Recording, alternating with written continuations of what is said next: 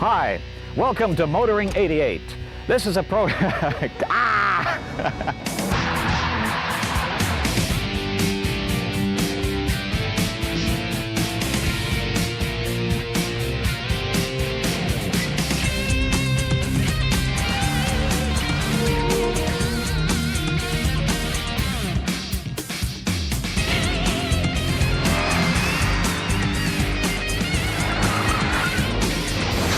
TSN's Motoring 2007 is brought to you by Q from Quaker State. Unleash all your horses. And Michelin, a better way forward.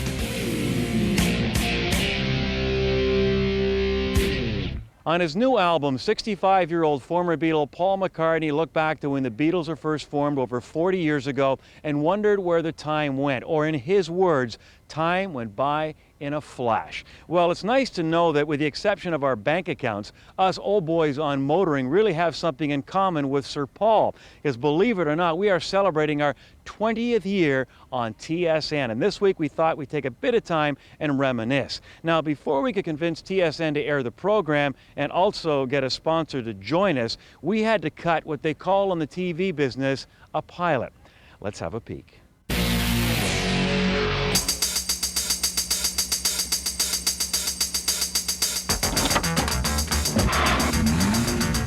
Traffic's backed up as far as you can see its bumpers. Got a bird's eye view, and it certainly doesn't look good from up here. The tank is full, the engine's humming. Those wide open roads are beckoning. So sit back and get ready for Motoring 88.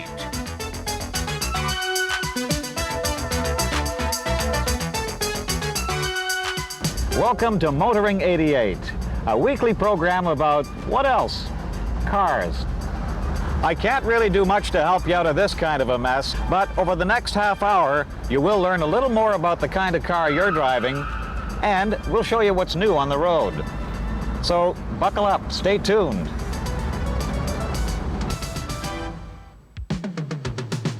On Auto Pinion, we'll find out what the new cars are made of. Whoa! The brakes work. Saving lives on the racetrack, a job for professionals. Why do people always kick tires? I don't know. I guess it looks good on TV. And our resident expert, Jerry the mechanic, tackles tires. It's opinions, classic cars, tech talk, performance, the love affair. A direct line to a driving audience. Be part of it. Motoring 88.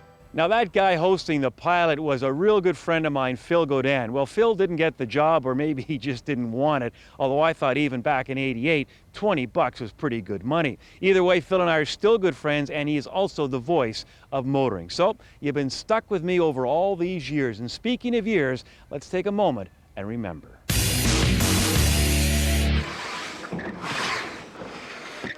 The Saab Performance Team is comprised of men who work in the technical division of Saab in Sweden. This was their first opportunity in North America to demonstrate that when driver and machine become one, the results can be phenomenal. This team started up at 87 for a 50 years anniversary.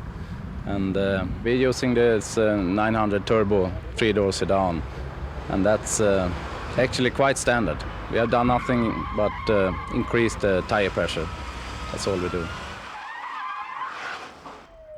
the crew that we're, now watch, see? Here you see, they don't, if they stopped, they could have got around here a couple of seconds. And pedestrians too, they get in the way.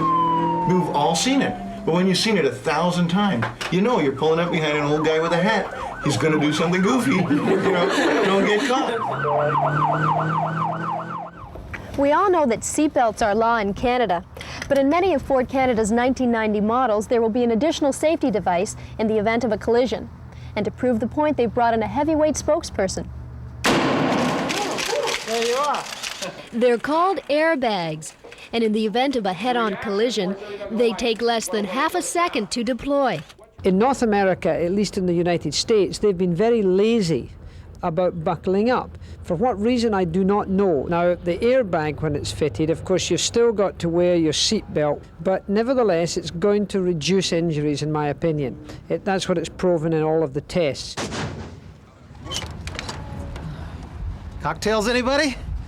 We're gonna be going on a wild chauffeur ride today, 270 miles an hour.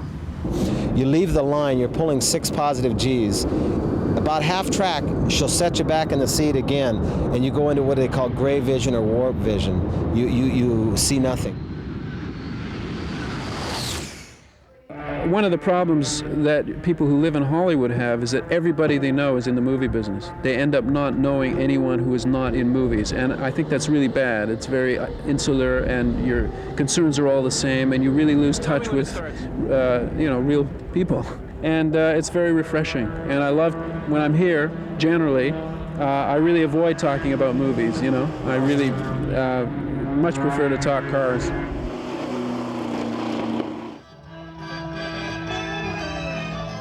Hi there, remember me? I was in the LTD, MTJ. It's a Volkswagen Cabriolet. It's a convertible. It's 96. 96? 95. It's a 95. Okay. Yeah. Why don't we try that one again? Is it 95? 85. 85! You're right, it is. Sorry. It's 80. On the dash, I have Beetlejuice characters, and I have dice. I have paint. I have little bowling trophies down the front. I have little Barbie doll arms around the wheel thingies.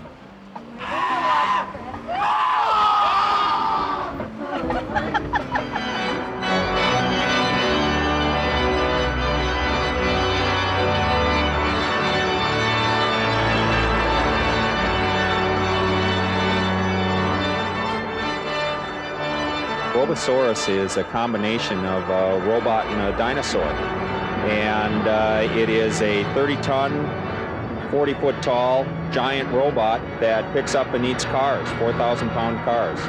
Obviously it's a challenge, but is it a lot of fun too? Oh, I'm hooping and hollering the whole time I'm up there. I'm having a good time at this. Mom, Dad, I always wanted to fly. I'm signing away my life. Well, good luck, man. See you, Dad. It's been nice, okay? Any last infamous words of wisdom? I think I left you that camera in my will, but...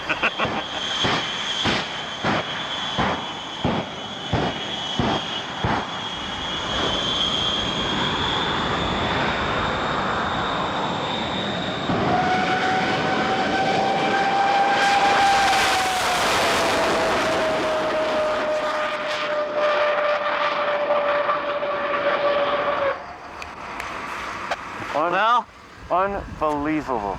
Unbelievable. He said it was going 3 times as fast as an F-15. It was just, my stomach was up about here, right in my throat. And before it, I'm thinking, I always say the older I get, the less chances I want to take. Here I am sitting in a jet-powered truck with a guy I don't know, and it's all over, and I just signed my life away. It was fantastic, and now I know why these guys love doing what they do. It was, what a rush. It was the ultimate. The ultimate.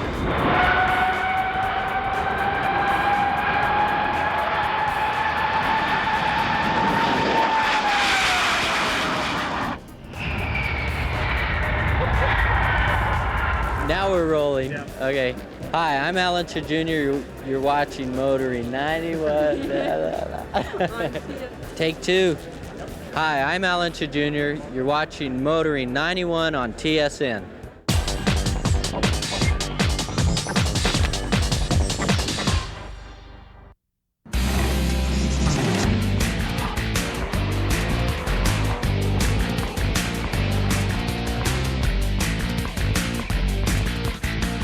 Welcome back as we celebrate 20 years of motoring on TSN. Now, when we were putting the format together, we knew we needed a test drive, but the person to do that had to know both the mechanical and the driving features of any automobile. Well, my first call went to the Canadian Automobile Association, and guess who picked up the call?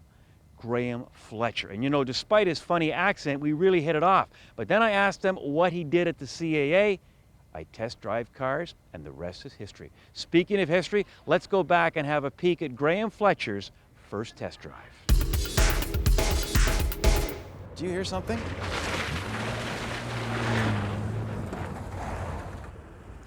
Welcome to Motoring 88. Thanks, Pat. Now, I know you're testing cars each week, but even I know this is not a car. No. Yeah, the first test drive. A lot of people will tell you that it takes a lot to shut me up, but you pointed the camera at me that first day and it was like silence. And it was a long golden silence too. But we muddled through. So jump in, fasten your seatbelt and hang on to your hat. Let's go.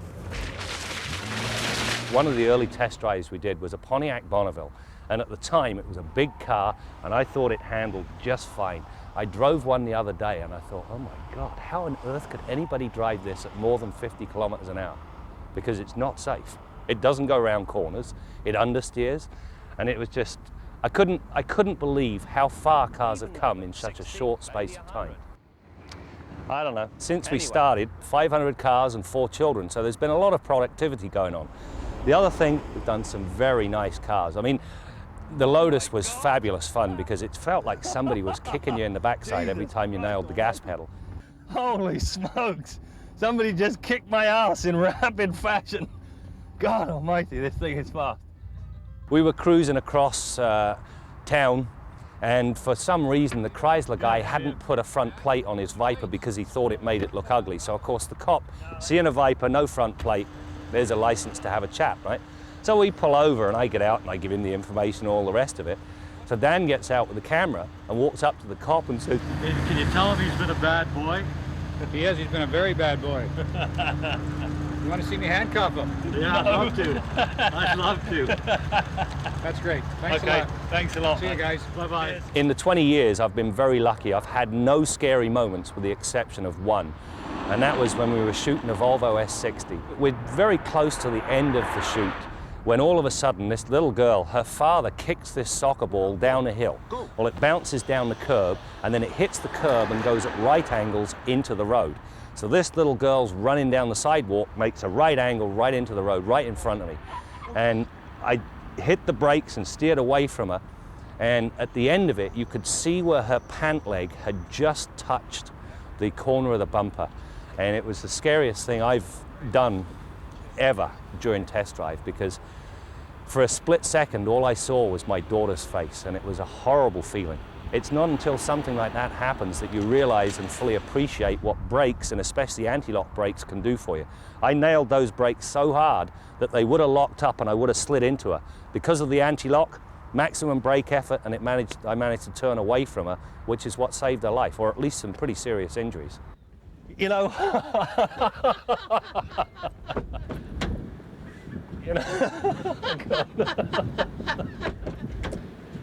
you know, hopping behind the wheel. Over the years, we've done a lot of silly things in cars.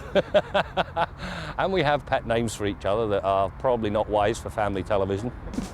You better not be rolling. How am I supposed to work when the bloody cameraman's laughing at me? Do it till it's satisfied. Solid as a rock. Skeet, skeet, skeet. Deet, deet, deet, deet, deet, deet. They're nice legs. What's the matter with them? Sorry, mate. Yeah. You went running on all that. You lie. You have to do all kinds of cars. You do everything from very pedestrian cars where, you know, test drive's not so much fun. Then you get to do some real special cars. And when you do that, it makes all of the toil and the hard work and the long hours out on the skid pad all worthwhile. Not a problem. Simply fold. It's locked up.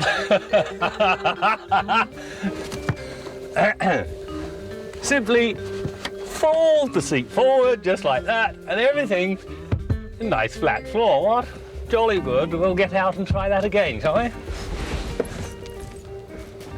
I'll bet you that bum uses that.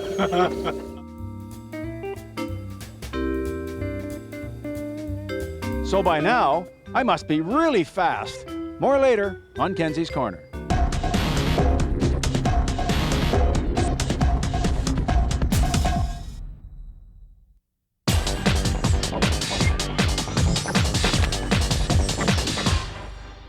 Welcome back as we celebrate 20 years of motoring on TSM. Now, along with Test Drive, we knew we needed a segment on motoring devoted to auto mechanics. But this person not only had to know what he was talking about, he had to be able to communicate it to many viewers who just use their car from going to A to B. Well, my first stop was a technical school where I met Jerry, and Jerry auditioned for the job along with Phil. Hi, Jerry. What are you working on today? Oh, hi. It's my neighbor's 626 Mazda. He's asking me to look at it, to check it over. He's going on a trip. It really doesn't matter what kind of a car it is. One of the things that is most often overlooked are the tires. Jerry, one final question about tires. Why do people always kick them? I don't know. I guess it looks good on TV. Well, it didn't get much better than that, but to be fair, Jerry was a great guy. He knew his stuff, and he's a terrific teacher, but it's not easy to convey your knowledge on camera. So where did I meet Bill? Well, he wrote for a Toronto newspaper. I phoned him, we hit it off, and the rest is history. So let's go back 20 years for Bill's first Quaker State segment.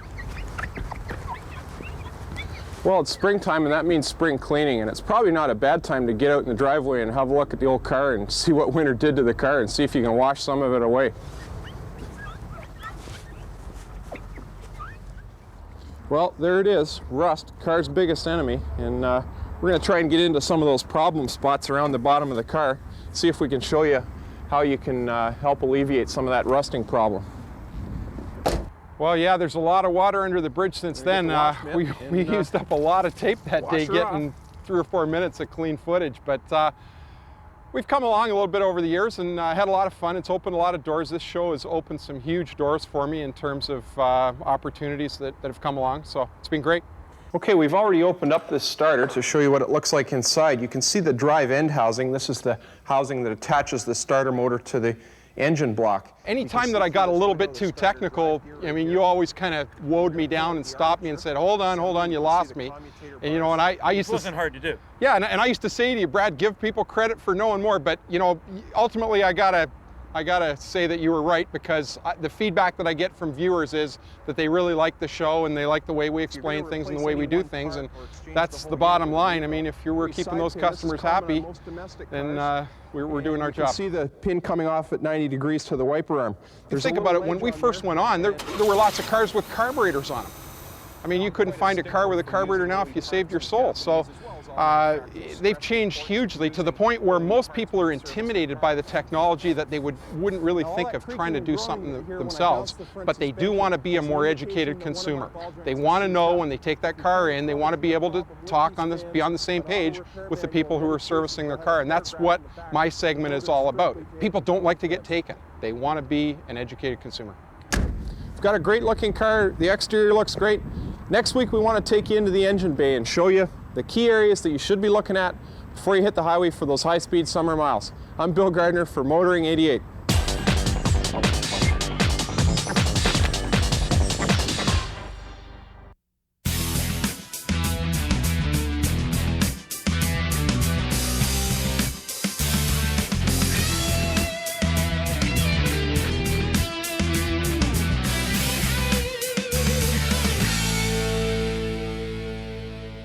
20 years of motoring. It's been quite a ride.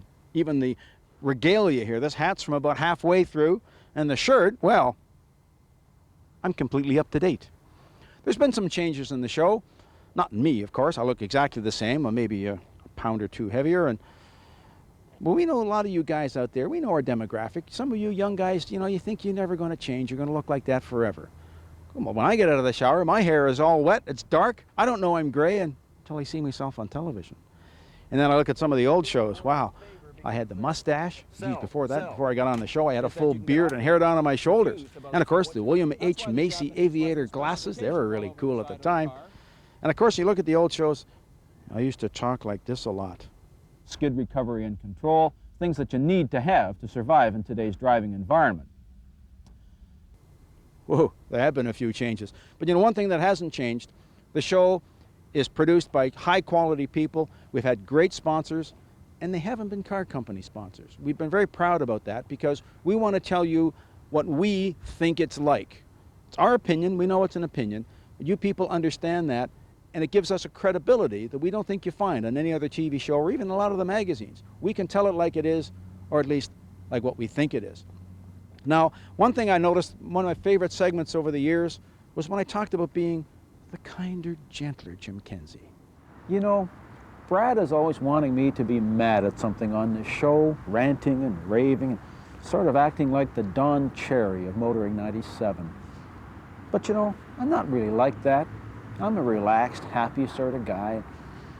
I was in that frame of mind the other day and thinking about drivers, as I often am. Because you see, I think that's really what I'm like in the real world, but Brad wants me to get angry at stuff to try and add a little excitement to the show. So you start thinking, 20 years from now, are we still going to be here? You can bet your boots. And what am I going to be like? Will I be doing something like, you stay out of that left lane? Yeah, probably. I'm Jim Kenzie. Jimmy, I can hardly wait. You know, one of the problems of having a 20-year retrospective, you leave so much on the edit floor, but we are going to leave you with a few chuckles. But before that, we want to thank TSN for airing the program and, of course, our sponsors. And I know you've heard me say this before, but without our sponsors, hey, we don't have a job. And Quaker State, believe it or not, has been with motoring since it was a pilot. And Michelin continues to be a big and enthusiastic supporter. So when you're in the market for oil or tires, make sure you put Quaker and Michelin at the top of your list. And finally, we want to thank you, our viewers. Without you, no network, no sponsors. And you know, this coming fall, we're going to be broadcasting in high definition, and we're also going to be bringing you an exciting new look. At least that's what our senior editor, Dave White, is promising, right, Dave? Anyway, that's it for now. We'll see you next time as we continue to bring you more stories about cars and the people who drive them. This is not funny. It's not fun. Feelings. It's work. Nothing more than feelings. Working hard today, Brad? Oh, yeah. You know. Whoa! There goes the transmission. It's something that this car doesn't have. It's called electronic ignition. You just pop off. Real easy, as you can see. On this edition of Test Drive. They tell me this is called the mother-in-law seat for the mother-in-law. Not mine. Coming into land, brother, coming into land.